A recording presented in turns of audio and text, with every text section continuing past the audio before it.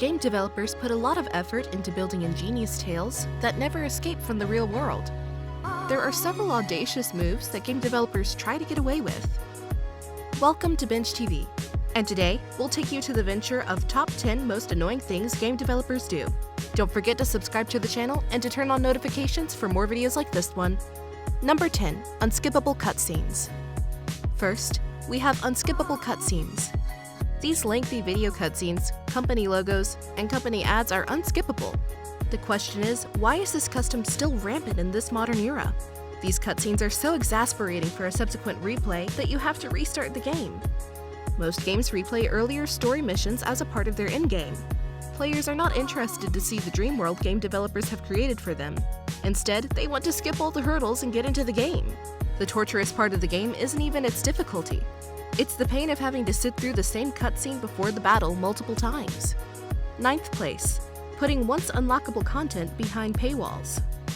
Putting once unlockable content behind paywalls means you have to drain your wallet to access gaming features that are normally unlocked as the game progresses.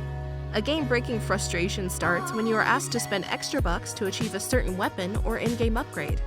The best cases in point are fighting games like Tekken 6, Street Fighter V, and Mortal Kombat 10, all of which currently feature more paid downloadable characters than unlockable ones. Compare that to Tekken 3, when each playthrough of the game would unlock extra characters up to a total of 11, which is maddening.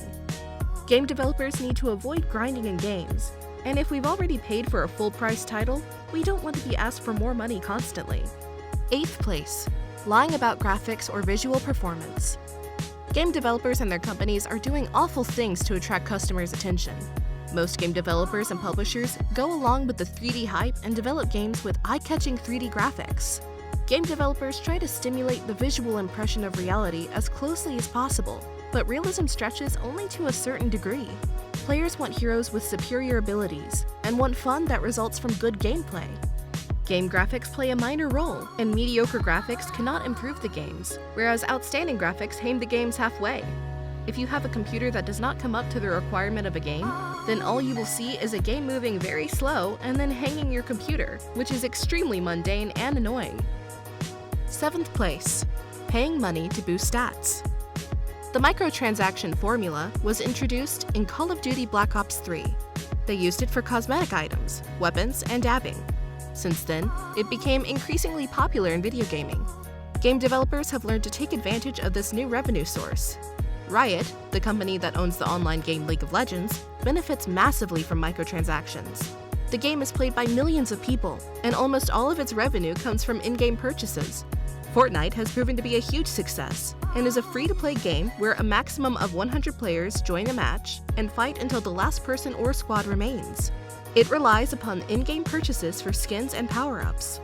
Epic announced in May 2018 that they were planning to provide $100 million in prize pool money for their upcoming season of esports competitions. 6th place. Save points. There was a time when fixed save points were expected and caused by technical limitations. The game could only save in certain places and at certain times. But that's not happening anymore. Some games force us to rely on autosaves, which means there's no saving. Players hate the fact that game developers are making games more difficult. If we want to play a game that way, we should be able to choose to do so.